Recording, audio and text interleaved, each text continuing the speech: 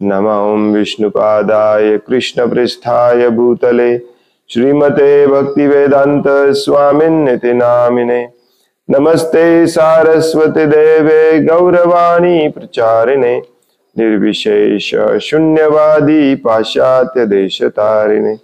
जय श्री कृष्ण चैतन्य प्रभु नित्यानंद श्री अद्वैत गदाधर श्रीवासदि गौर भक्तवृंद।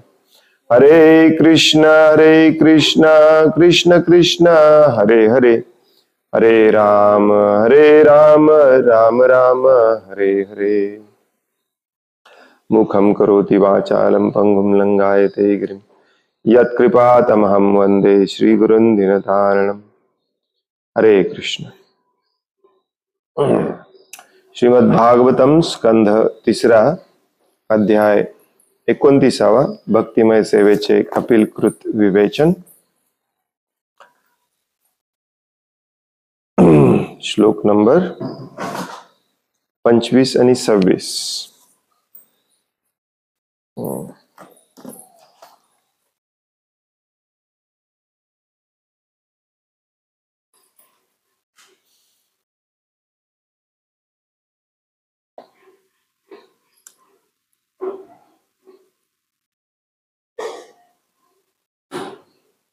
अर्चवादौ अर्चयेत् तावत् ईश्वरं मां स्वकर्मकृत् यावन् वेद स्वहृदि सर्वभूतेषु अवस्थितम्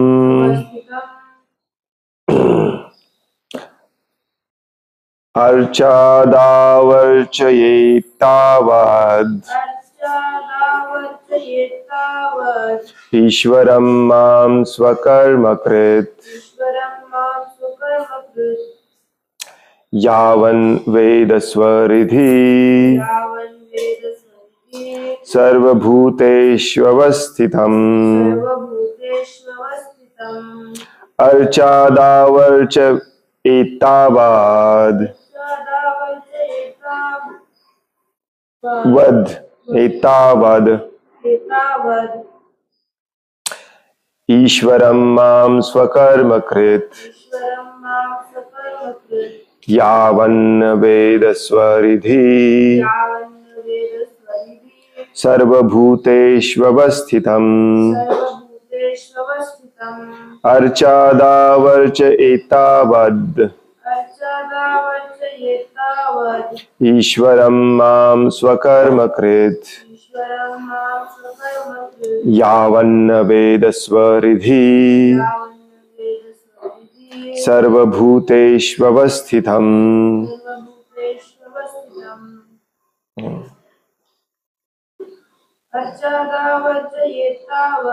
अर्चादावर्च एतावद् ईश्वरं मां स्वकर्मकृत् यावन् वेद स्वहृदि सर्वभूतेष्वस्थितम्। अर्चा आदौ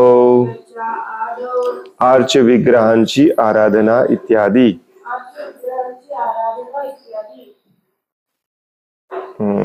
चुकीचं भाषांतर आहे। आदौचा अर्थ असतो सुरुवातीला, सुरुवात।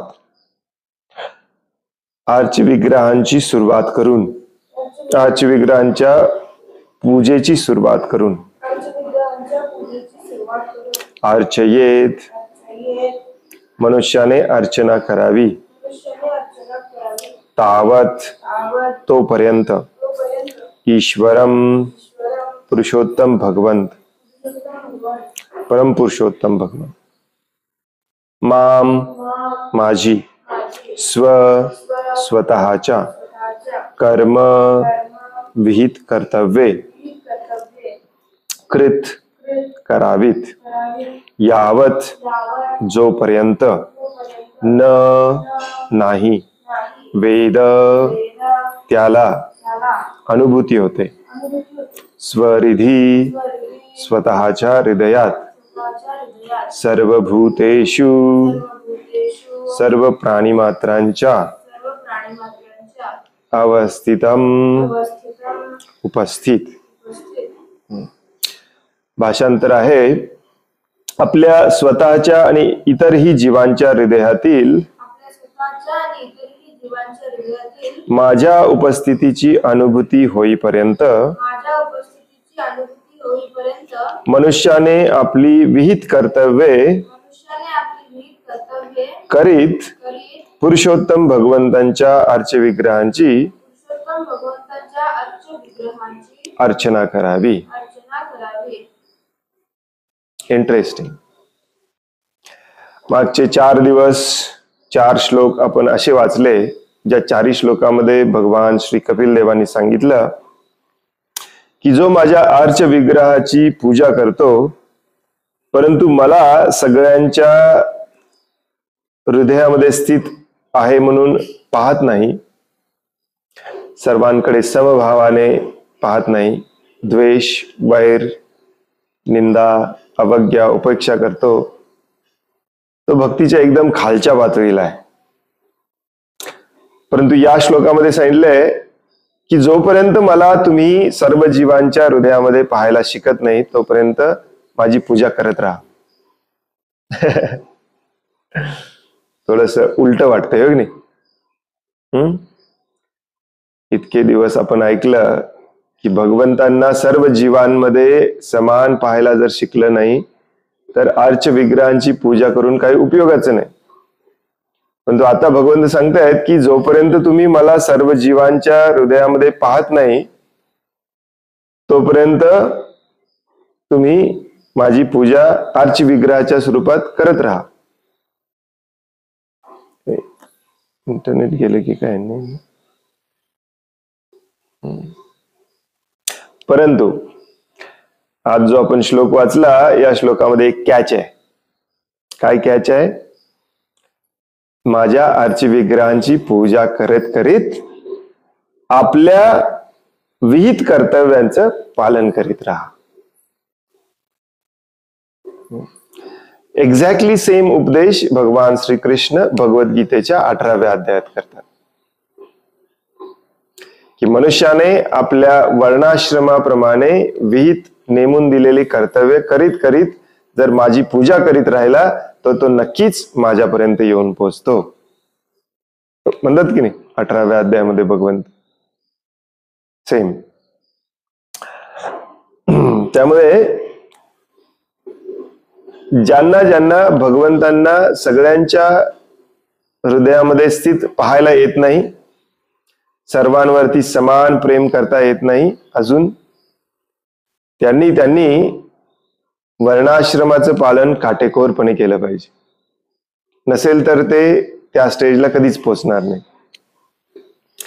बऱ्याचदा आपल्याला सांगितलं जातं की भक्तांना वर्णाश्रमाची काही गरज नाही. यस, भक्तांना वर्णाश्रमाची काहीच गरज नाही. भक्त होईपर्यंत मात्र वर्णाश्रमाची प्रत्येकाला गरज आहे. ऍब्सोल्युटली गरज आहे. ऍब्सोल्युटलीचा काय अर्थ असतो?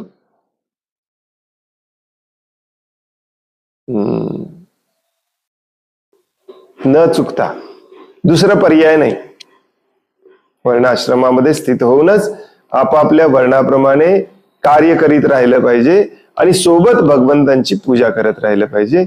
मग एक दिवस आपण या भक्तीच्या टॉप मोस्ट स्टेजला येतो.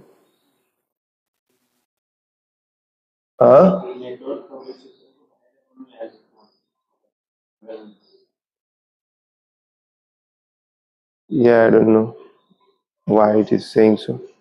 इथे तर आहे.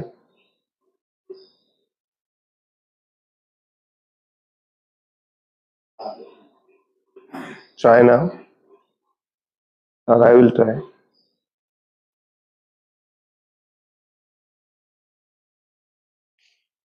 Excuse me.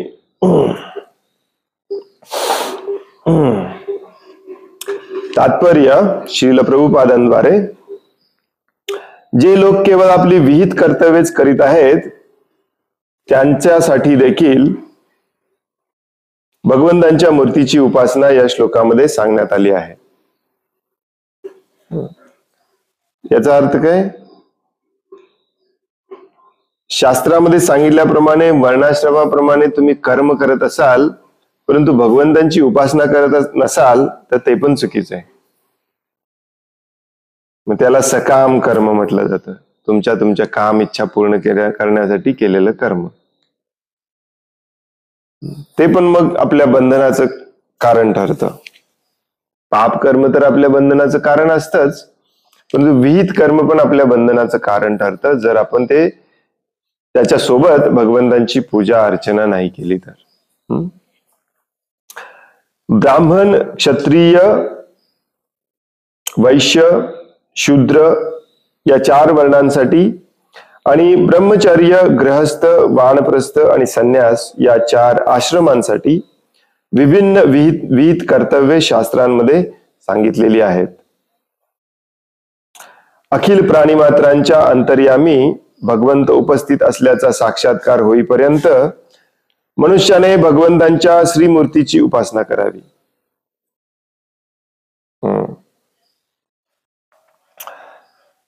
ब्राह्मणासाठी विशिष्ट कार्य सांगितलेलं आहे, क्षत्रियासाठी विशिष्ट कार्य सांगितलेलं आहे, वैश्यासाठी विशिष्ट कार्य सांगितलेलं आहे, शूद्रासाठी विशिष्ट कार्य सांगितलेलं आहे.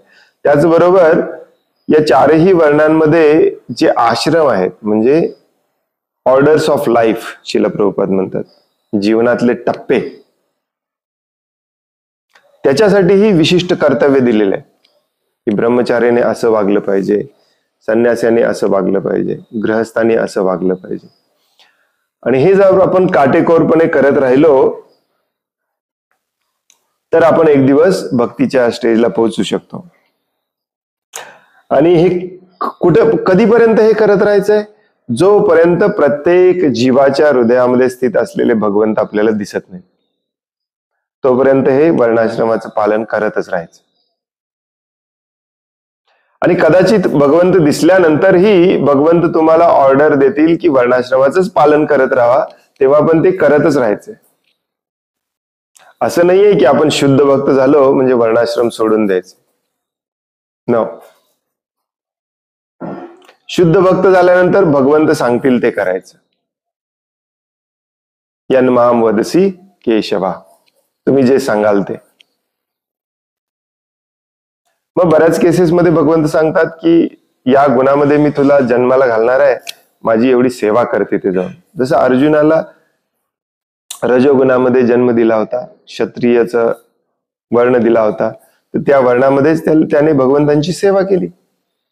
प्रल्हाद महाराजांनी केली, नारद मुनींनी केली, करत आहेत. ध्रुव महाराजांनी केली. त्यांनी काही बंद केलं नाही वर्णाश्रम. भगवंत दिसले म्हणून वर्णाश्रम बंद केला नाही, वर्णाश्रमामध्ये स्थित होऊनच भगवंतांची सेवा केली. रामायणामध्ये देखील जो केवट होता, नाविक, त्याला भगवान प्रभू रामचंद्रांचं दर्शन झालं, त्याला कळालं देखील हेच प्रभू आहेत, म्हणून का त्यांनी नाव चालवायचं बंद केलं नाही. आज मला भगवंतांचं दर्शन झालं, आजपासून मी शुद्ध झालो, मला काहीच करायची गरज नाही.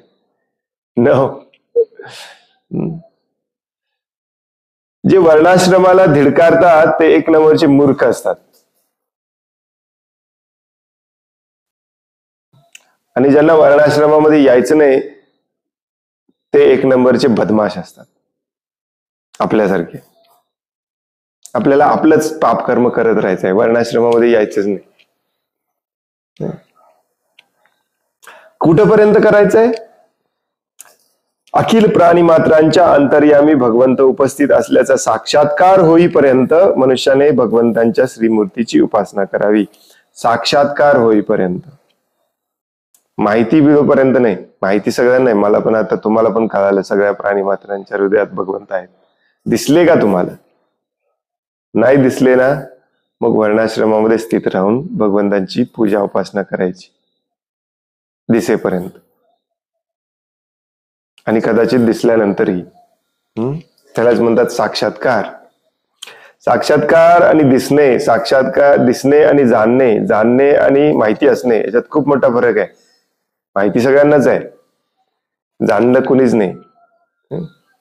कळालं कोणालाच नाही. कळालं बऱ्याच जणांना, परंतु जाणलं कोणीच नाही. जाणलं बऱ्याच जणांनी, परंतु साक्षात्कार कोणालाच झाला नाही. साक्षात्कारचा अर्थ असतो तुम्ही त्या क्षणापासून तसं वागायला सुरुवात केलं पाहिजे, नाही तर त्याला साक्षात्कार म्हणत नाही. दुसऱ्या शब्दात त्याने केवळ योग्य आचरणावरच समाधान मानू नये, त्याने स्वतःचा तसेच अखिल जीवांच्या भगवंतांशी असणारा संबंध जाणून घेतला पाहिजे. तो जर हे जाणू शकला नाही तर तो करीत असलेले योग्य कर्तव्याचरण म्हणजे लाभाविना व्यर्थ कष्ट उपासनेप्रमाणेच आहे असे आपण समजले पाहिजे. आणि दुसऱ्या बाजूने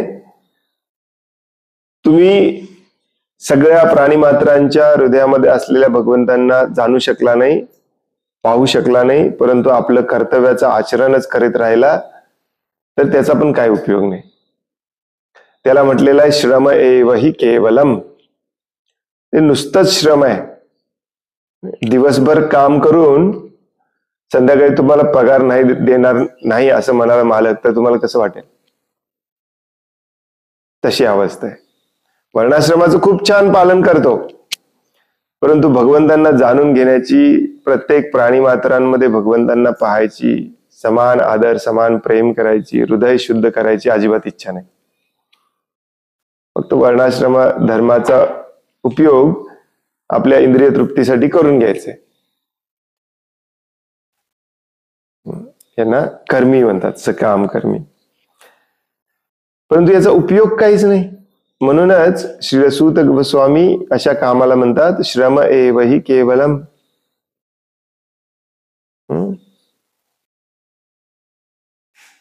ऍक्च्युली संपूर्ण भगवद्गीतेमध्ये आणि भागवतम मध्ये पापाचरण म्हणजे पाप काय असतं आणि ते का केलं नसलं पाहिजे हे खूप कमी ठिकाणी सांगितलेलं आहे.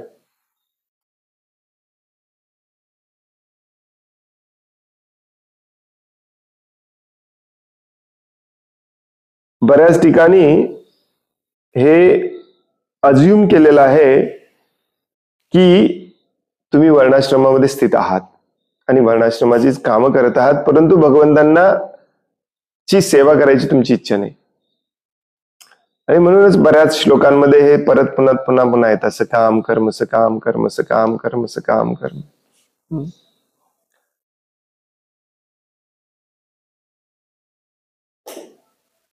म्हणूनच सूत गोस्वामी म्हणतात नोत्पादयेद रती श्रम एव हि केवलम.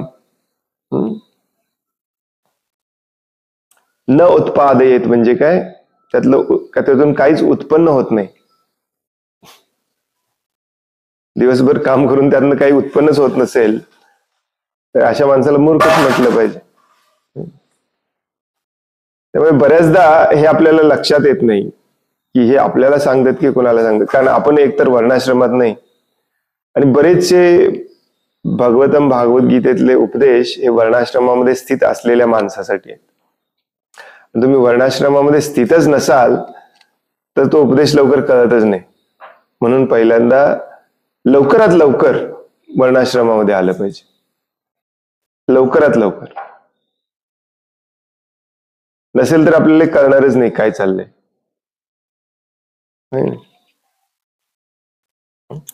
कारण आता जसं प्रभुपाद अगदी सिरियसली सांगतात की दुसऱ्या शब्दात केवळ योग्य कर्तव्याचरणात समाधान मानू नये.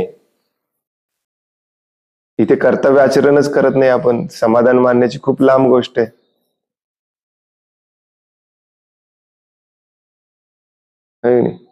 100 पायऱ्यानंतर पुढे पलीकडे काय आहे हे सांगितलं गेलं तर आपण त्याच्यामध्ये जास्त इंटरेस्ट घेत नाही, कारण आपण अजून पहिल्या पायरीवर आहे. पण म्हणून लवकरात लवकर 100व्या पायरीवर गेलं पाहिजे. मग पुढचं काय सांगतायत भगवंत त्याच्याकडे लक्षपूर्वक ऐकलं पाहिजे.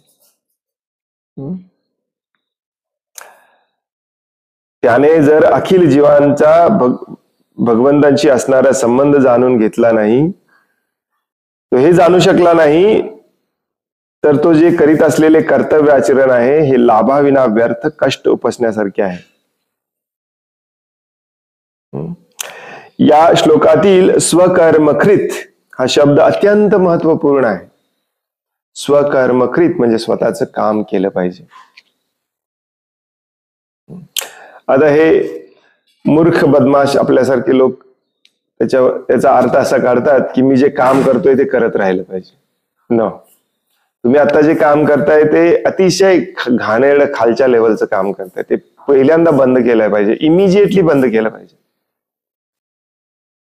आणि वर्णाश्रमामध्ये स्थित झालं पाहिजे.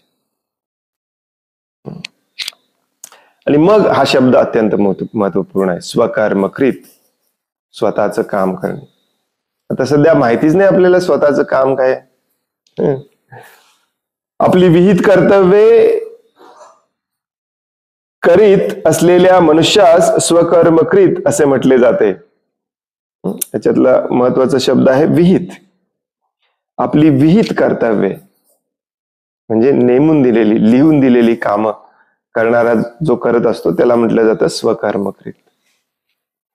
भगवंतांचा भक्त असलेल्या मनुष्याने किंवा भक्तिमय सेवेमध्ये मग्न असलेल्या मनुष्याने आपल्या विहित कर्तव्यांचा त्याग करावा असे मुळीच नाही.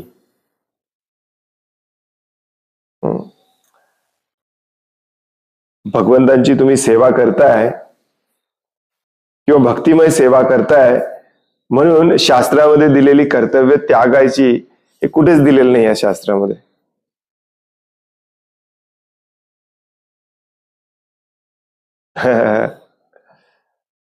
जसं मी उदाहरणं दिली, प्रल्हाद महाराज, ध्रुव महाराज, परीक्षित महाराज, बेस्ट उदाहरण परीक्षित महाराज.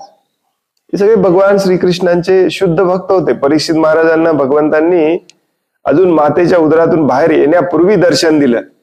त्यांना काय गरज होती ह्या जगात येऊन इथे वर्णाश्रमाप्रमाणे राजाचं कर्तव्य करायचे? काय गरज? नंद महाराज, काय गरज होती शेती करायची? नंद महाराजांना 9 लाख गायी पाळायची, एवढं कष्ट करायची काय गरज आहे जर ते ऑलरेडी शुद्ध भक्त आहेत? आपण मात्र दररोज महाभयानक उग्र पाप कर्म करत असतो, तरी आपल्याला वाटतं की वर्णाश्रम आपल्यासाठी नाहीच आहे कारण आपण शुद्ध भक्त आहे.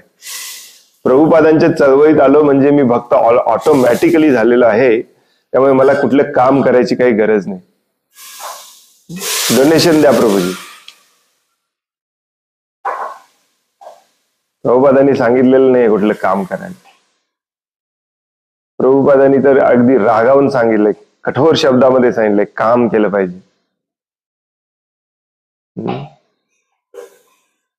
मग काही लोक फुकटचं खातात डोनेशनवर जगून, आणि काही लोक उग्र कर्मामध्ये बिझी आहेत कारण त्यांना त्यांचे डोनेशनवर जगणारे सांगतात उग्र कर्म सोडू नका कारण तुमच्या उग्र कर्मावरती आमची उपजीविका चालते.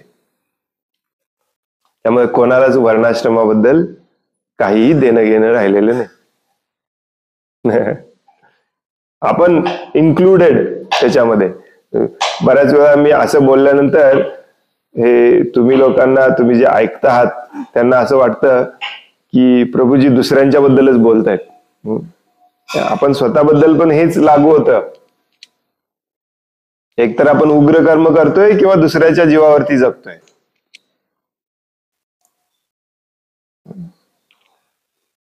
आणि हे सगळे लोक अगदी ठामपणे म्हणतात प्रभुपादांनी सांगितलंय जे आहे ते काम करत जप करत राहा. आपली विहित कर्तव्ये करीत असलेल्या मनुष्यासच स्वकर्मकृत असे म्हटले जाते.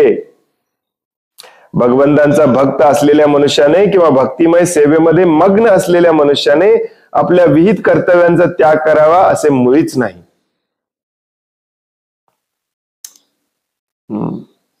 भगवंतांचा भक्त असलेल्या मनुष्याने किंवा भक्तिमय सेवेमध्ये मग्न असलेल्या मनुष्याने आपल्या विहित कर्तव्यांचा त्याग करावा असे मुळीच नाही.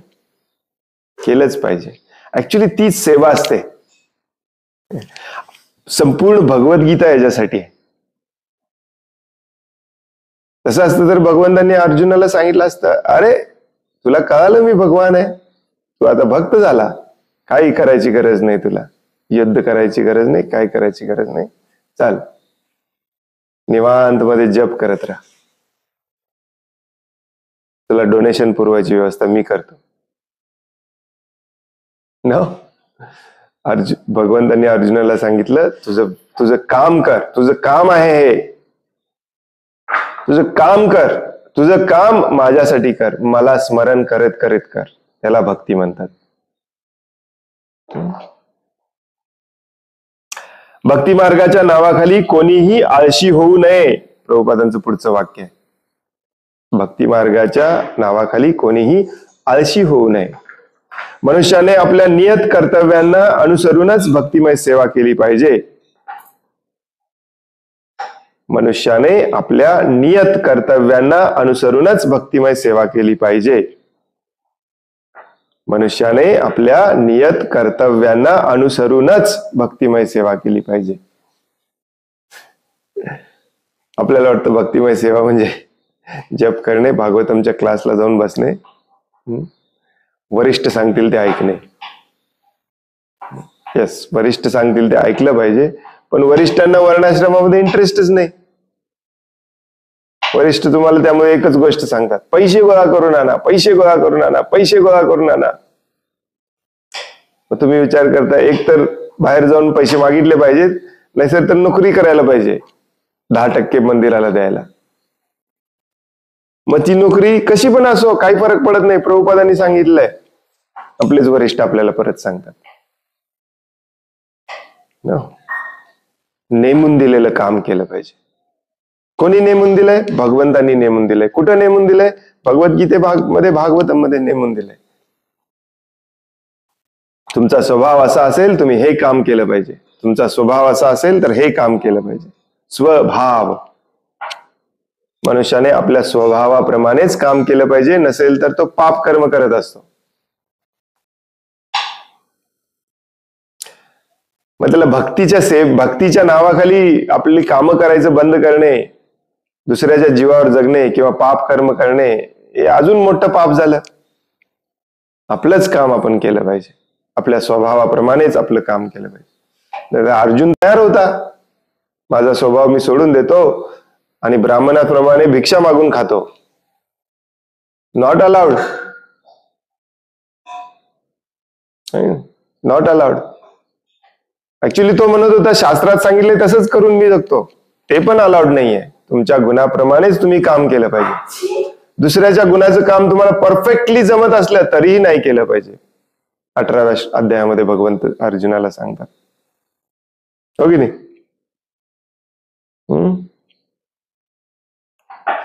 आणखीन एकदा वाचतो मी, हे खूप महत्वाचं आहे. भगवंतांच्या भक्त असलेल्या मनुष्याने किंवा भक्तिमय सेवेमध्ये मग्न असलेल्या मनुष्याने आपल्या विहित कर्तव्यांचा त्याग करावा असे मुळीच नाही. भक्ती मार्गाच्या नावाखाली कोणीही आळशी होऊ नये. मनुष्याने आपल्या नियत कर्तव्यांना अनुसरूनच भक्तिमय सेवा केली पाहिजे. त्याने, पुढचं वाक्य अजून डेंजरस आहे, त्याने कोणताही काम चुकारपणा न करता आपले नियत कर्तव्य पार पडणे म्हणजेच स्वकर्मकृत होय.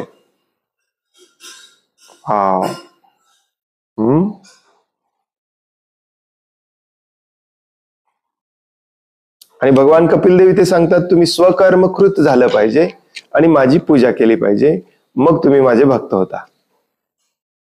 तुम्ही स्वकर्मकृतच नसाल तर तुमची भक्ती भक्तीच नाही. हो की नाही? तुमची भक्ती भक्तीच नाही.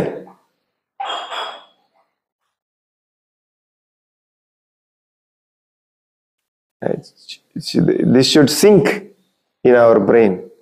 आपल्या मेंदूमध्ये, चित्तामध्ये आतपर्यंत जाऊन हे वाक्य लागलं पाहिजे आपल्याला. तुम्ही कसली भक्ती करताय? आपण कसली भक्ती करतोय? आपण जर स्वकर्मकृत करत नसेल तर कसली भक्ती करतो?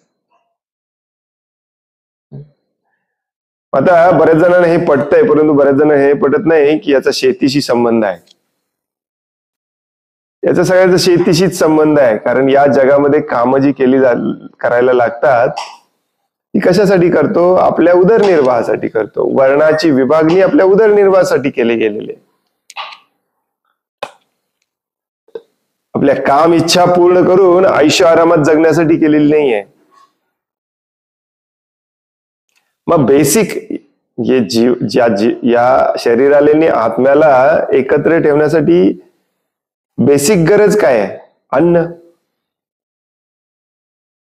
पहिल्यांदा ब्राह्मण असो, क्षत्रिय असो, वैश्य असो, शूद्र असो, पहिल्यांदा त्याने शेतीमध्ये आलं पाहिजे. नेक्स्ट त्याच्या पुढची स्टेज असते ती विचार म्हणजे जर पोट व्यवस्थित भरायला लागलं तर मग आपल्या वर्णाप्रमाणे शेतीचं विभागणी केली पाहिजे.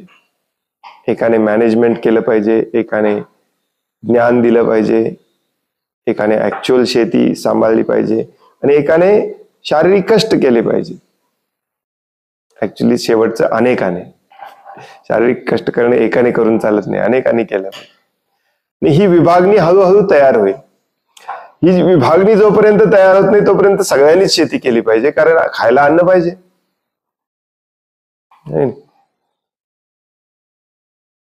मग शेतीमध्ये ब्राह्मणाचं काम असतं बुद्धीचा वापर करणे, क्षत्रियाचं काम असतं मॅनेजमेंट करणे, वैश्याचं काम असतं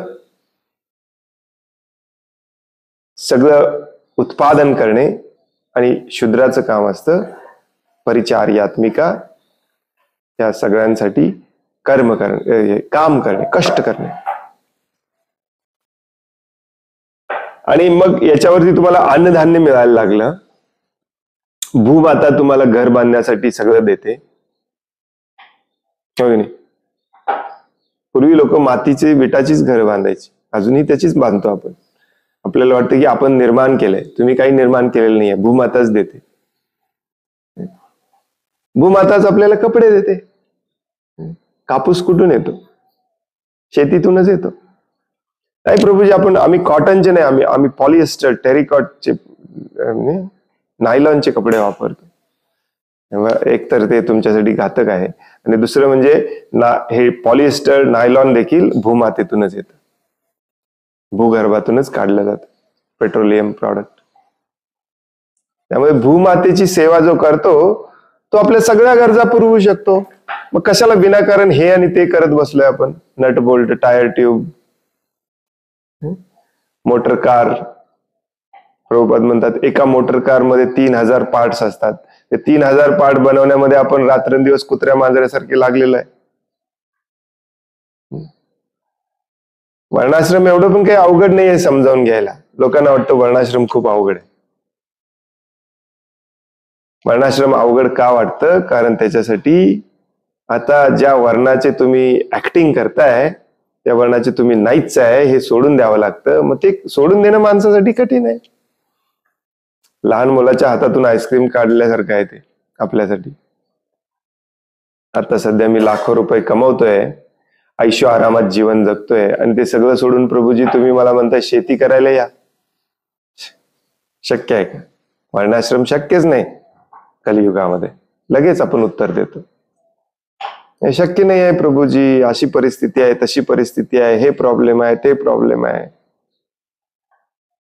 सगळ्यात मोठा प्रॉब्लेम आहे तुम्ही या पलायनवादाच्या नावाखाली जर तिथेच राहिला तर जन्म मृत्यूच्या प्रॉब्लेम मध्ये कायमच राहणार आहे. हा सगळ्यात मोठा प्रॉब्लेम आहे, आपल्या लक्षातच येत नाही.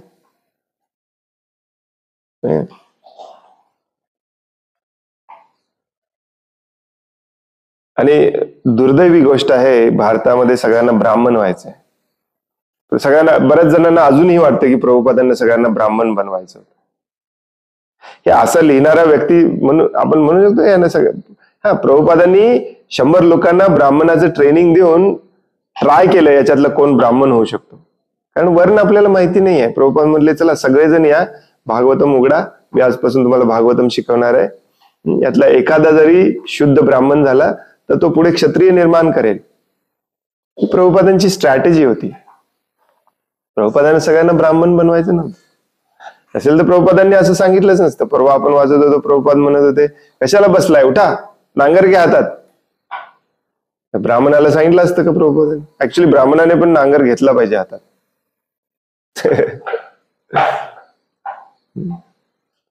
त्यामुळे हे खूप महत्वाचं आहे. हे फुकटचं खायला सगळ्यांना पाहिजे. कोणताही काम चुकारपणा न करता आपले नियत कर्तव्य पार पडणे म्हणजेच स्वकर्मकृत होय. आणि जो स्वकर्मकृत करीत भगवंतांची अर्चना करतो तो भगवंतांना जाणू शकतो. हे भगवद्गीतेत पण सांगितलंय आणि आजच्या या श्लोकात पण सांगितलंय. मला खालच्या जातीचे म्हटलेलं आवडत नाही, वा लोक काय म्हणतील, तुम्हाला काय बघायचंय, तुमच्या अंगात जे गुण आहेत त्याप्रमाणे तुम्हाला करायचं आहे. आता कलियुगामध्ये सगळेच खालच्या जातीतले आहेत. 108% कलव शूद्र संभव हा.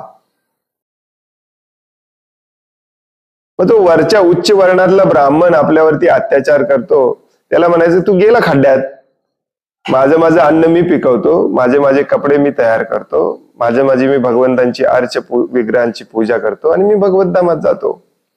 नाही तुम्ही जाऊ शकत नाही माझ्या मदतीशिवाय. त्याला म्हणायचं ओके, तुझी मदत नकोच आहे आम्हाला. भगवंत स्वतः आलेत मला मदत करायला, कारण त्यांनी आम्हाला वर्णाश्रम समजावून सांगितले. त्यामुळे असे अहंकारी, दांभिक, आळशी, बदमाश ब्राह्मण पण होऊ नका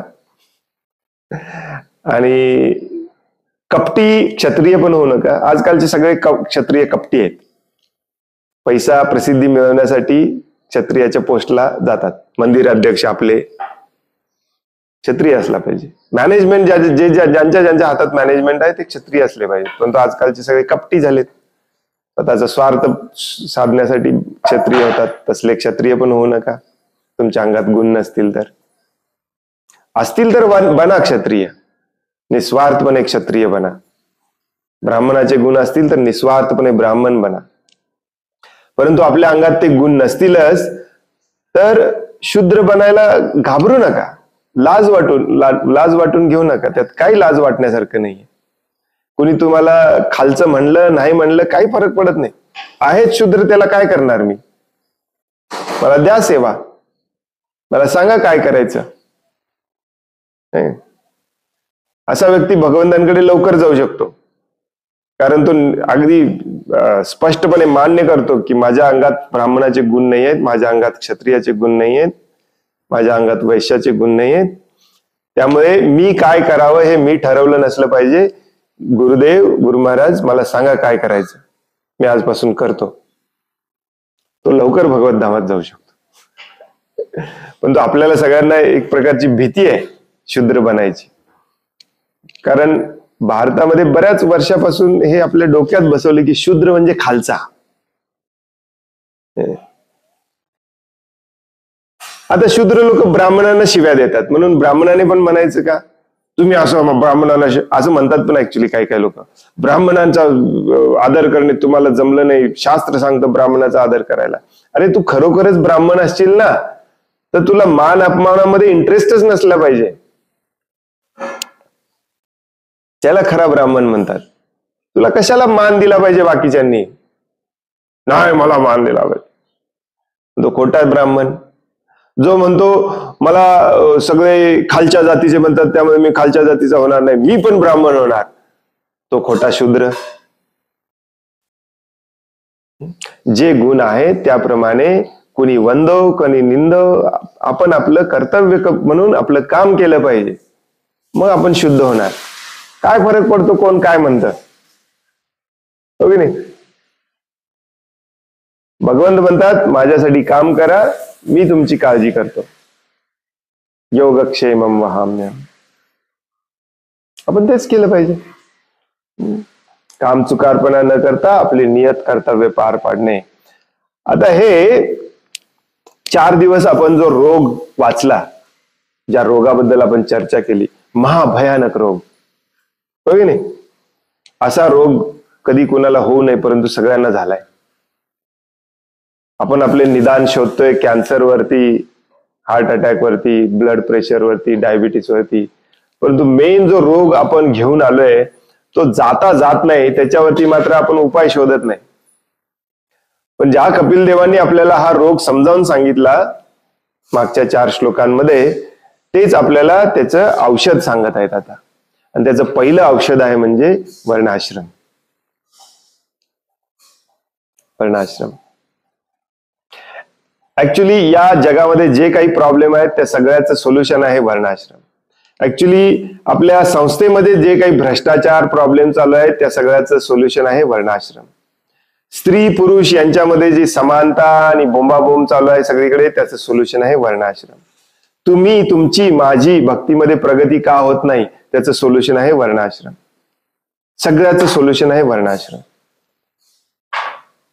श्रील प्रभुपाद तो जो श्लोक आहे ना, वर्णाश्रम विभागशया समसिद्धीर हरितोषणम, मला वाटतं पहिल्या स्कंदाच्या 3ऱ्या अध्यायामध्ये आहे. त्याच्या तात्पर्यामध्ये सांगतात कुठलीही व्यवस्था, कुठलीही संस्था, कुठलेही मॅनेजमेंट वर्णाश्रमाशिवाय चालूच शकत नाही. तुमचं जीवन असो, तुमचं कौटुंबिक जीवन असो, तुमचं सामाजिक जीवन असो, तुमची बँक असो, तुमची फॅक्टरी असो, कुठली काही असो, वर्णाश्रमाशिवाय चालूच शकत नाही.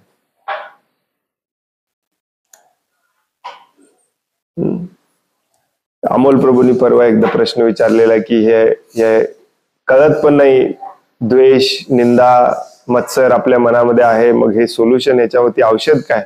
पहिलं औषध आहे वर्णाश्रम. पुढे अजून पुढच्या 2 श्लोकांमध्ये अजून सांगणार आहेत भगवान कपिल देव औषध, खूप छान सांगणार आहेत. परंतु पहिल्यांदा हे लक्षात घेतलं पाहिजे, आपण भगवंतांची पूजा करत करत आपल्या गुणाप्रमाणे काम केलं पाहिजे. आपला गुण सोडून काम केला की तुम्ही 1 नंबरचे पापी होता. पापी म्हणजेच द्वेषी, मत्सरी, स्वार्थी. आपले गुण सोडून दुसऱ्याच्या गुणाचं काम करायला कशाला कोण जातो? त्याला माहिती आहे माझ्या अंगात मला हे काम करता पण येत नाही व्यवस्थित, माझ्या अंगात ते गुणच नाही आहेत, तरी पण तो का करायला जातो? कारण तिथे झगमगाट असते, पैसा असतो, प्रसिद्धी असते. मग ते त्याला मिळालंय, मला पण मिळालं पाहिजे. म्हणून वर्णाश्रम खूप महत्वाचा आहे. वर्णाश्रमाचं औषध ज्याने घेतलं तो भक्त झालाच पाहिजे, कारण हे औषध स्वतः भगवंतांनी दिलेलं आहे. चातुर्वर्णम मया सृष्टम गुण कर्म विभागशः, भगवद्गीतेमध्ये म्हणतात मी बनवलेली आहे ही सिस्टम. तुम्ही कोण वर्णाश्रम युजलेस आहे म्हणणारे? हे आजकालचे वर्णाश्रमचा उपयोग नाही, वर्णाश्रम युजलेस आहे म्हणणाऱ्यांना एवढी तरी लाज वाटली पाहिजे की अरे भगवान श्रीकृष्ण स्वतः म्हणतात मी बनवलेली सिस्टम आहे.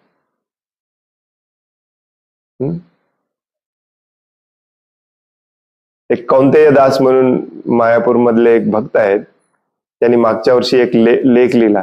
काय नाव होतं त्या लेखाचं? How to mess up your life with वर्णाश्रम. लाज वाटली पाहिजे अशा लोकांना, ऍक्च्युली स्वतःला भक्त म्हणवतात.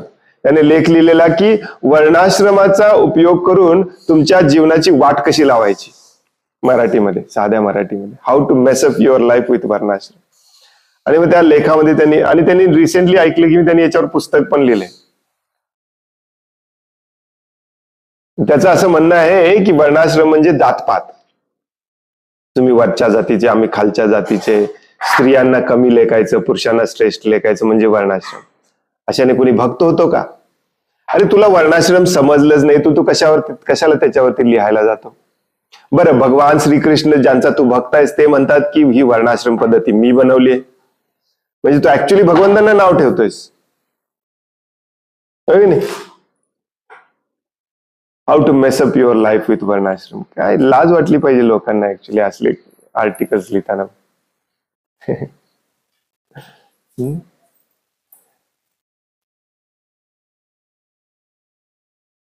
Very bad. तर हे औषध आहे. आता हे कठीण आहे, मान्य आहे, आपल्याला कळत नाही कारण खूप दूर आलोय आपण वर्णाश्रमापासून. तर इमिजिएटली हे औषध घ्यायचं कसं, औषध तयार करायचं कसं हे पण आपल्याला माहिती नाही आता, बघ नाही. त्यामुळे एखाद्या प्रामाणिक गुरुच्या मार्गदर्शनाखाली वर्णाश्रमाचं आचरण केलं पाहिजे. आणि याच्यासाठी काही प्रॅक्टिकल गोष्टी सांगितल्यात भगवंतांनी.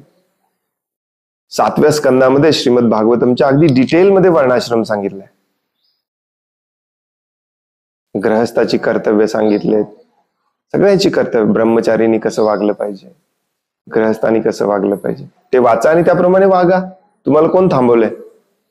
बरेच लोक म्हणतात प्रभूजी समजत नाही वर्णाश्रम. आता हे कलियुगामध्ये शक्य आहे का वर्णाश्रम समजावून घेणे? आणि तुम्ही वागाल वर्णाश्रमाप्रमाणे, दुसरे वागत नाहीत, मग काय करणार?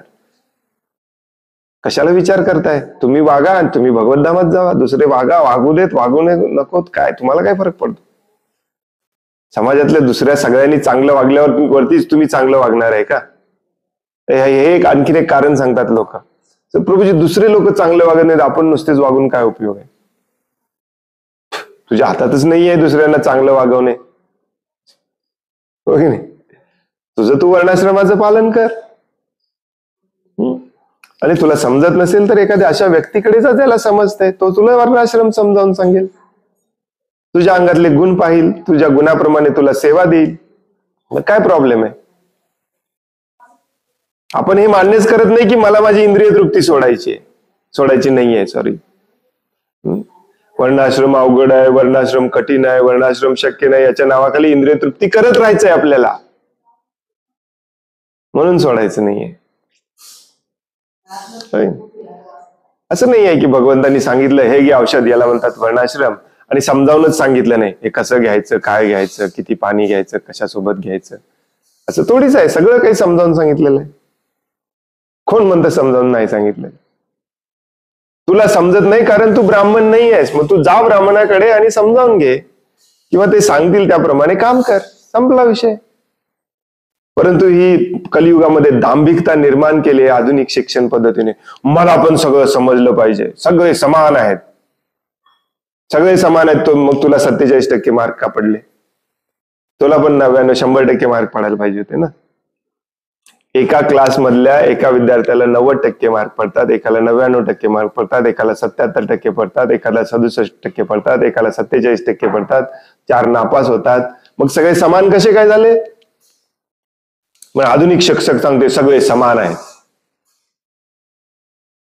सगळे समान आहेत म्हणणारी शिक्षण पद्धतीच त्यांची परीक्षा घेऊन सांगते तुम्ही सगळे समान नाहीये. परंतु आपल्या मनामध्ये हा अहंकार भरवते आपण सगळे समान आहोत. मला पण ब्राह्मणाप्रमाणे सगळे श्लोक आले पाहिजेत, सगळ्या श्लोकाचा अर्थ कळायला पाहिजे, मगच मी वर्णाश्रमाचं पालन करतो. ठीक आहे, ते तरी कर. तुला भागवतमच्या क्लासला यायचं होत नाही आणि तू ब्राह्मण होणार.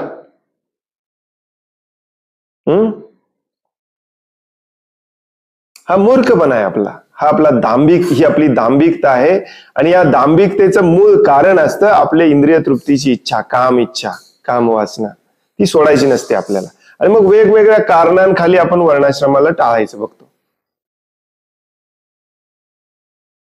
परंतु प्रभुपाद म्हणतात वर्णाश्रमाला कोणी टाळूच शकत नाही, कारण ती भगवंतांनी बनवलेली. या ना त्या प्रकारे तुम्हाला वर्णाश्रमामध्ये कोंबलंच जातं. तुम्ही मस्त म्हणाल मला ब्राह्मण व्हायचंय, मला PhD करायचे, शेवटी काम करायला लागतं MIDC मध्येच. आणि तुम्ही मस्त हुशार असाल, चॅप्टर असाल, सगळ्यांना फसवून लुटून कपटीपणाने भरपूर पैसे, करोडो पैसे कमवाल, दुसऱ्यांचं शोषण करून, भूमातेचं शोषण करून. परंतु त्याचा दंड पण निसर्गच तुम्हाला देते. कोणाला चुकलेलं नाही. वर्णाश्रम कोणाला चुकवताच येत नाही.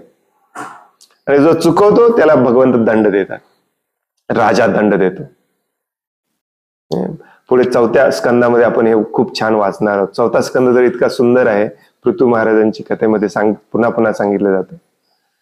जो वर्णाश्रमाप्रमाणे वागत नाही ना, त्याला दंड द्यायचं काम राजाचं असतं. म्हणतो ब्राह्मण, ब्राह्मणाप्रमाणे वागत नाही, उभा राहते. त्यामुळे वर्णाश्रम कोणी चुकवू शकत नाही.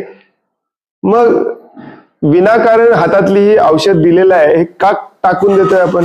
घ्या ना, घ्या, तुम्ही निरोगी व्हाल. तुमचा हा मत्सर रोग, द्वेष रोग निघून जाईल तुमचा, हो की नाही? ज्यांना शिल प्रभुपादांसारखे प्रॅक्टिकली वर्णाश्रम आचरणात कसं आणायचं हे शिकवणारे आचार्य मिळाले, त्यांनी पण वर्णाश्रमाला धिडकारून लावलं, तर त्यांच्या इतके मूर्ख कोणीच नाहीत. कारण बाकी कुठल्या संप्रदायामध्ये, बाकी कुठल्या साधू संतांकडे गेला तर तुम्हाला कोणी हे समजावून सांगणार नाही.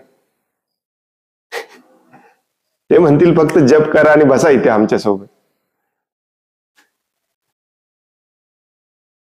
आपण किती भाग्यवान आहोत, प्रभुपादांच्या सोबत जोडलेले आहोत आपण, किती भाग्यवान आहोत. त्यामुळे हे आपण औषध घेतलं पाहिजे. मी आज 25-26 दोन्ही म्हटलो, परंतु माझ्या लक्षात आलं की 26व्या श्लोकाचा खूप जवळचा संबंध आहे 27व्या श्लोकाशी. त्यामुळे ते दोन्ही उद्या आपण वाचूया. उद्याच्या दोन्ही श्लोकामध्ये प्रॅक्टिकली रोजच्या जीवनामध्ये आत्तापासून उद्यापासून लगेच काय केलं पाहिजे हे पण औषध सांगितलंय. आपण उद्या वाचूया. हरे कृष्ण.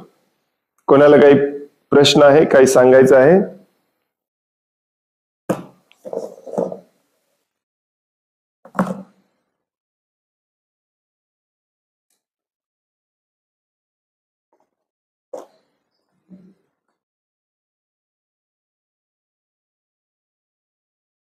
हरे कृष्ण प्रभुजी, दंडवत प्रणाम. हरे कृष्ण, दंडवत प्रणाम. प्रभुजी, जसं शास्त्रामध्ये सांगितलं की या कलियुगामध्ये आपण सगळे शूद्रच आहोत, पण आपली परिस्थिती सध्या अशी की आपण शूद्राच्या पण खाली आहोत. पण आता जर आपल्याला वर्णाश्रम व्यवस्थित यायचं असेल तर आपण शूद्र म्हणून सुरुवात करणार, बरोबर? आणि आपण काय विचार करतो की मी वर्णाश्रम व्यवस्थित जाणार म्हणजे उद्या मी शेतीवर जाणार, मग शेतीमध्ये शूद्राचं काम करणार, पण ते उद्याची गोष्ट आहे. पण सध्या जे आपण परिस्थितीमध्ये राहतो, जिथं आपण काम करतोय, तर त्या सिस्टीममध्ये पण ही वर्णाश्रम व्यवस्था असते. जसं तुम्ही सांगितलं की कंपनीमध्ये मॅनेजर असतो, मालक असतो, त्याचा हेल्पर असतो, ते वगैरे सगळं, नाही का? तर मग आपण ज्या कंडिशनला काम करतो, तर सध्या माझी परिस्थिती सांगायची म्हणलं तर मी शूद्राच्या लेवललाच काम करतो. आता मी जसं गाडी चालवतो त्यावेळेस मी काय समजतो की माझं काम फक्त गाडी चालवणे, पण ज्यावेळेस मला टेबल खुर्ची उचलायला होतं त्यावेळेस मला त्रास होतो, की मला असं वाटतं की माझं शोषण होते. तर मग आपल्याला जर पुढे जाऊन वर्णाश्रम व्यवस्थित यायचंय तर त्याच्यासाठी जे आपण प्रॅक्टिस करणार आहोत किंवा करायला पाहिजे, म्हणून आता ज्या कंडिशनला आहोत त्या कंडिशनला आपण प्रॅक्टिस केली पाहिजे का? आणि मग हे जे आपल्याला वाटतं की माझं शोषण होतंय, मला त्रास देतात, माझ्याच वरती सगळं काम येतंय, तर मग ह्या गोष्टीतनं आपण ह्या गोष्टी ऍक्सेप्ट केल्या पाहिजे का आणि ते कशा केल्या पाहिजे? म्हणजे आपण शेतीवर येऊनच आपण वर्णाश्रम व्यवस्थित येतो तर हे मान्यच आहे, पण त्याच्या आधी जे आत्ताच्या कंडिशनला आपण आहोत, जिथं आपण काम करतोय, तिथून पण आपण या गोष्टीची प्रॅक्टिस केली पाहिजे का? आणि ती कशी केली पाहिजे त्याच्याबद्दल सांगा प्रभुजी. हरे कृष्ण. पहिली गोष्ट म्हणजे हे आपण लक्षात घेतलं पाहिजे की आपल्याकडे वेळ नाहीये, वेळ खूप कमी आहे. विशेष करून ज्या ऑलरेडी 30, 40, 50 गाठत आलेले आहेत त्यांच्याकडे तर एक क्षण देखील एक्स्ट्रा नाहीये. इमिजिएटली तुम्ही भगवंतांच्या सेवेत आलं पाहिजे. त्यामुळे प्रभुपादांनी आपल्याला सांगितलंय की शेतीमध्ये जायची स्टेप पण टाळा, डायरेक्टली भक्तांच्या संघामध्ये शेतीत जावा. हे आता करतोय ते उग्र कर्म सोडून शेतीत जाणे ही पहिली स्टेप आहे. शेतीतून भक्तांच्या संघामध्ये शेती करणे ही दुसरी स्टेप आहे, परंतु तेवढा पण वेळ आपल्याकडे नाहीये. आता याचा अर्थ काय? आपण आता सध्या जे काम करतोय ते इमिजिएटली सोडलं पाहिजे. तुम्ही शेतीत जा किंवा भक्तांच्या सोबत शेतीत जा, डझंट मॅटर. सध्या आपण जे काम करतोय, उग्र कर्म करतोय किंवा उग्र कर्मामध्ये ऍज अ हेल्पर म्हणून काम करतोय, ते इमिजिएटली बंद केलं पाहिजे. त्याच्यासाठी तुम्ही मदत घ्या, काही करा, परंतु इमिजिएटलीचा अर्थ इमिजिएटली काल बंद करायला पाहिजे होतं, कारण आपल्याकडे वेळच नाहीये. काल मी माझ्या सख्या मामीच्या दिवसाला गेलो होतो. आमच्या कोणाच्या स्वप्नात पण वाटलं नाही ती मरेल. हार्ट अटॅक, कॅन्सर, ह्या गोष्टी इतक्या नॉर्मल झालेल्या आहेत. आज तुम्ही उद्या सकाळी जिवंत राहाल की नाही कोणी सांगू शकत नाही. सत्ययुगात पण कोणी सांगू शकत नव्हता, परंतु कलियुगामध्ये आजकाल आपण ठामपणे म्हणू शकतो की 90% चान्सेस आहेत उद्या मरायचे, 10% चान्सेस आहेत उद्या जगायचे. असं असताना आपण हे प्लॅनिंग का करतोय? बंद करा प्लॅनिंग. इमिजिएटली तुम्ही स्टेप्स घेतले पाहिजे. हे सांगण्यासाठी प्रभुपाद आले होते. प्रभुपादांनी काही वेगळं सांगितलेलं नाहीये. प्रभुपादांच्या प्रत्येक तात्पर्यामध्ये, प्रत्येक प्रवचनामध्ये तुम्हाला एक गोष्ट कडकडीने जाणवेल, ती म्हणजे अर्जन्सी. अर्जन्सी, हे किती अर्जंट आहे हे प्रभुपाद तळमळीने सांगतात. आता याचा तुमच्या प्रश्नाशी काय संबंध आहे मी सांगतो. येस, तुम्हाला जेव्हा टेबल खुर्ची उचलायला लावतात तेव्हा ते पण तुम्ही केलं पाहिजे, परंतु तुम्हाला ते करू नये असं वाटतंय का? तुम्हाला माहितीये तिथे प्रेम नाहीये, इथे फक्त शोषण आहे. तेच तुम्ही भक्तांच्या संघात आला, भक्तांच्या संघात आपण शेती करायला लागलो आणि तिथे फॉर एक्झाम्पल तुम्हाला तुमच्या लीडरनी किंवा तुमच्या जो कोणी मॅनेजमेंट क्षत्रिय किंवा ब्राह्मण असतील त्यांनी एखादं काम सांगितलं तर तुम्हाला तेव्हा वाईट वाटणार नाही, कारण तिथे प्रेम असणार आहे, कारण सगळे मिळून भगवंतांसाठी करतोय. तुम्हाला तुमच्या अंगात जरी तुम्हाला मस्तपैकी बैलांना सांभाळता येत असेल, नांगर मारता येत असेल, परंतु एक दिवस तुम्हाला सांगितलं प्रभूजी उत्सव आहे, आता मंदिराची आपल्याला साफसफाई करायची आहे, सारवून घ्यायचं आहे, रांगोळी काढायची आहे, तुम्हाला काहीच वाईट वाटणार नाही, कारण सगळं आपण हे प्रेमा खातीर करतोय. ही पुढची स्टेप आहे, ही वर्णाश्रमाच्या पुढची स्टेप आहे. यस, आपल्या गुणाप्रमाणेच करायचं आहे, परंतु भगवंतांसाठी काय पडेल ते करायचंय. आणि प्रभुपादांनी ही डायरेक्ट स्टेप घ्यायला सांगितले, कारण आपल्याकडे वेळ नाही. आपल्याकडे वेळ नाही हे कुणालाच पटत नाही. ही दुर्दैवी गोष्ट आहे ऍक्च्युली. तेव्हा ऍक्च्युली द्वापर युगाच्या पण मध्याला, द्वापर युगाच्या शेवटी पण नाही, द्वापर युगाच्या मध्यामध्ये कुठेतरी युधिष्ठिर महाराज म्हणतात की या जगातली सगळ्यात आश्चर्याची गोष्ट आहे म्हणजे कुणाकडे पण वेळ नाही, परंतु प्रत्येकाला वाटतं आपल्याकडे भरपूर वेळ आहे. आणि आज तर ते इतक्या प्रखरतेने जाणवलं पाहिजे आपल्याला, कारण आज असे पटापटापटा माशा मेल्यासारखे आपले नातेवाईक मेलेले आपण रोज बघतो. हा हार्ट अटॅकने गेला, हा कॅन्सरने गेला, हा याच्याने गेला, हा त्याच्याने गेला, तरी आपल्याला वाटतं आपल्याकडे भरपूर वेळ आहे. भरपूर म्हणजे भरपूर वेळ आहे.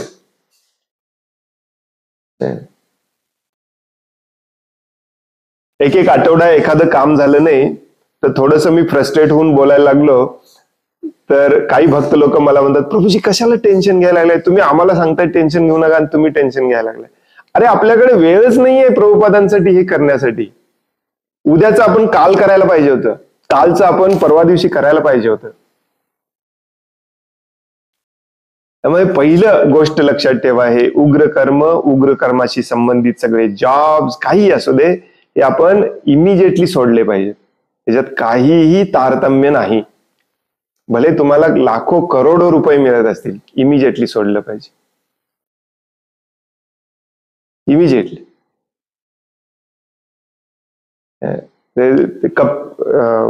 दिलीप कुलकर्णींना आम्ही भेटायला गेलो होतो, तुम्ही यायला पाहिजे होतं. दिलीप कुलकर्णी सांगतात की त्यांनी एक ओवी सांगितली, मला मराठी ओव्या वगैरे माहिती नाहीत, त्यामुळे असे मराठी पाठ करून ठेवले पाहिजेत ऍक्च्युली सांगायला आजकाल.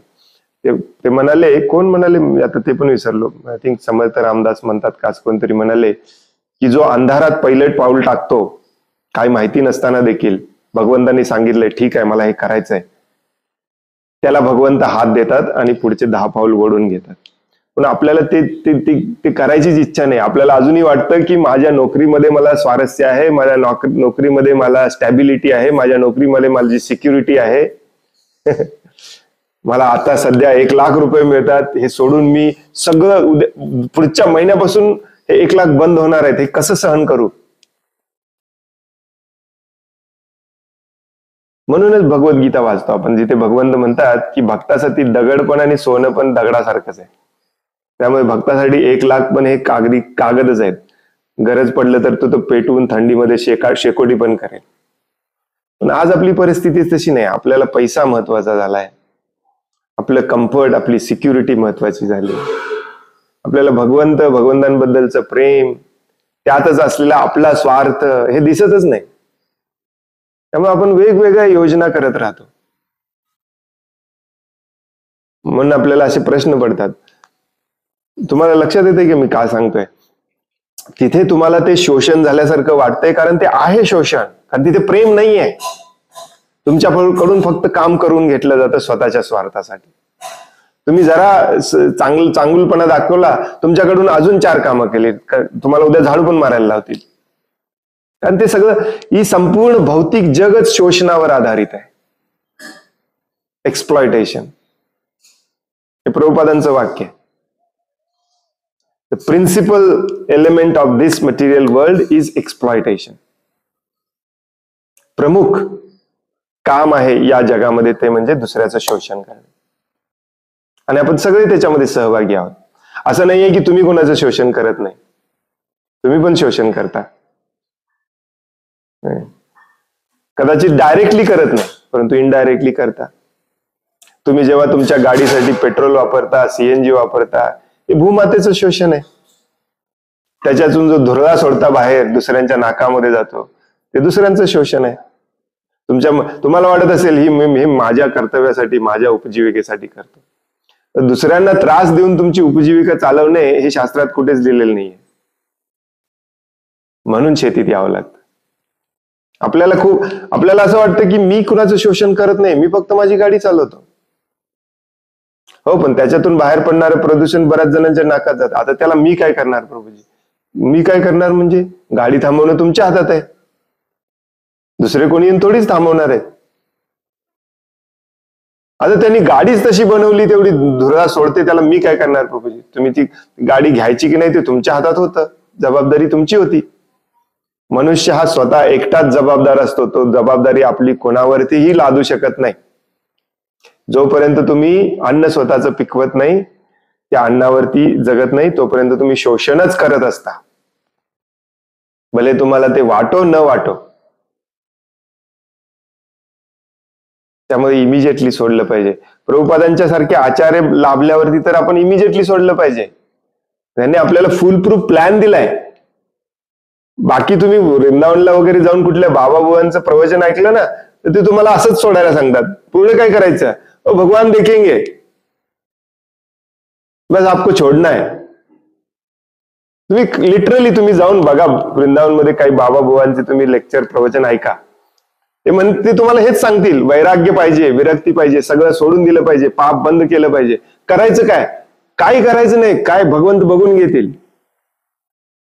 तो पण एक मार्ग आहे, तो चुकीचा नाहीये, मी चुकीचा म्हणत नाही, पण तेवढी ताकद आहे का तुमच्यामध्ये?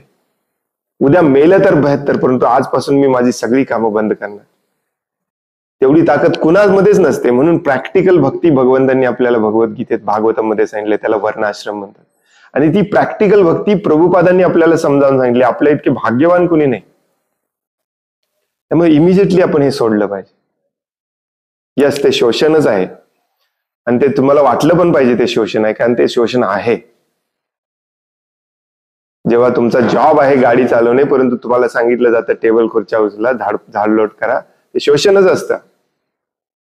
कारण तिथे भगवंतांसाठी करत नाहीये तुम्ही. आता एखादी व्यक्ती म्हणेल तुम्ही शाळेमध्ये करता, एखाद्या व्यक्ती शाळा हे विद्येचं मंदिर आहे. काही नाही आहे कलियुगामध्ये. ते नालायक लोक संचालक मंडळ शाळेचे पैसे कमवण्यासाठी शाळा चालवतात. हे तुम्हाला मी प्रूव्ह करून दाखवतो. आणि त्या शाळेच्या माध्यमातून ते शोषण करणारेच विद्यार्थी बनवतात. कारण शिक्षण कसलं दिलं जातंय? भौतिक जीवनाचंच शिक्षण दिलं जातंय, अध्यात्माचं शिक्षण थोडीच दिलं जातंय. या सगळ्या लहान चिमुरड्या मुलांना आपण शोषण करते बनवतो. कोणाचं शोषण करणार आहेत ते? एकमेकांचं. हे त्यांना पण कळत नाही. या सगळ्यामध्ये आपण सहभागी आहोत. कुणी धुतल्या तांदळासारखं नाही आहे इथे. म्हणून भक्तांचा संग केला पाहिजे, आणि भक्तांच्या संघामध्ये शेतीमध्ये उतरलं पाहिजे. तिथे मग कुठलंही काम पडेल ते काम करायला आपल्याला लाज वाटणार नाही, कारण तिथे आपल्याला माहिती आहे इथे प्रेम आहे, इथे भक्ती आहे. आता ह्या प्रेमाची भक्तीची जाणीव आपल्या वरिष्ठ भक्तांनी करून दिली नाही, त्यामुळे आपल्याला असं वाटतं की भक्त पण शोषण करणारे झालेत, आणि दुर्दैवाने झालेत. एखादा व्यक्ती चांगलं काम करत असेल त्याच्याकडूनच काम करून घेतात मंदिरातलं सगळं, कुत्र्यासारखं. त्याला कधी प्रेमाने वागवत नाही. परंतु भक्त कसा असला पाहिजे? तिथे प्रेम हे सेंट्रल एलिमेंट असलं पाहिजे. जसं आता हे म्हटलं की नाही मी, भौतिक जगामध्ये मुख्य तत्व असतं शोषण, भक्ती मार्गामध्ये मुख्य तत्व असतं प्रेम. मग प्रेमावर आधारित कुठलंही काम पडो आपण करायला तयार होतो, कारण तिथे प्रेम असतं, आनंद असतो. शिवाजी महाराजांचे सगळे सरदार शिवाजी महाराजांच्या एका शब्दावरती मरायला का तयार झाले? कारण तिथे प्रेम होतं. त्यांनी म्हटलं नाही तुम्ही आमचं शोषण करताय. आपल्याला टेबल खुर्ची उचलताना शोषण वाटतंय. तुम्ही विचार करा, माहिती असताना शत्रू समोर जाणे, याला तुम्ही काय म्हणणार मग? है नाही? जीवा काशीत पन्हाळ्यावरून शिवाजी सारखा दिसणारा होता, शिवा काशीत सॉरी, तर शिवाजी सारखा दिसणार होता म्हणून त्याला पालखीत बसवून या बाजूला पाठवलं. सगळ्यांना माहिती होतं, शिवाजी महाराजांना धरून सगळ्यांना माहिती होतं, शिवा काशीदला पण माहिती होतं आज रात्रीच मी मरणार आहे. 108% गॅरंटी होती मरण्याची, तरी तो मरायला तयार झाला. का? तिथे प्रेम होतं. माणसाने प्रेमामध्ये राहिलं पाहिजे, मग तो काही करायला तयार होतो. आणि जिथे शोषण आहे तिथे तो त्याला ते जाणवतच शोषण आहे, त्यात काही वाईट नाही आहे शोषण जाणवण्यामध्ये. त्यामुळे इमिजिएटली शोषणाचं वातावरण सोडून आपण प्रेमाच्या वातावरणात आलं पाहिजे. आता बरेच लोक, हे खूप महत्वाचं मी सांगतोय बरं का, कारण बऱ्याच लोकांना माझे प्रवचन ऐकून देखील असं वाटतं की शेती केलं पाहिजे, मग ते आपापली शेती करायला जातात. Not possible. तो आपला उद्देश नाही आहे. आपला उद्देश आहे भक्तांच्या सोबत राहून, एकत्र राहून शेती करणे आणि भक्तीचा प्रचार करणे, शेतीवर आधारित भक्तीचा प्रचार करणे. मेन उद्देश आहे भक्तीचा प्रचार, मेन उद्देश शेती नाही आहे. आणि मग असे लोक गावाकडे जातात, आपली शेती करायचा प्रयत्न करतात, फ्रस्ट्रेट होतात, त्यातून पैसे मिळत नाही म्हणतात, कोणी मदत करत नाही म्हणतात, आणि परत शहरात नोकरीला जातात.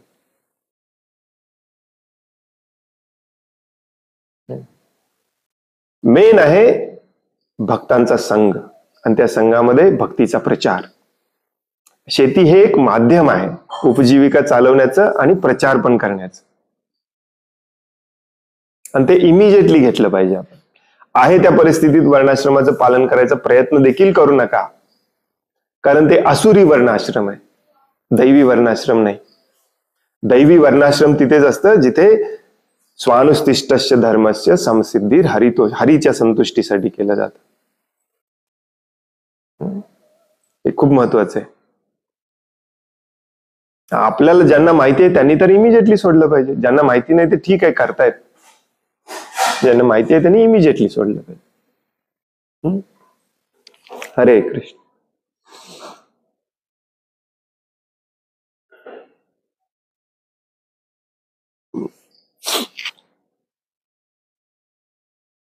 आणखीन कोणाला काही प्रश्न आहे, काही सांगायचं आहे?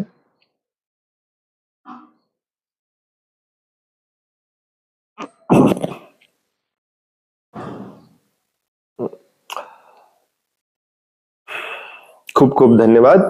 वांछा कल्पतरुभयश्च कृपा सिंधुभ्य एव च पतितानां पावनेभ्यो वैष्णवेभ्यो नमो नमः. अनंत कोटि वैष्णव वृंद की जय. वैष्णव ठाकुर शिल प्रभुपाद की जय. ग्रंथराज श्रीमद् भागवतम की जय. हरे कृष्ण.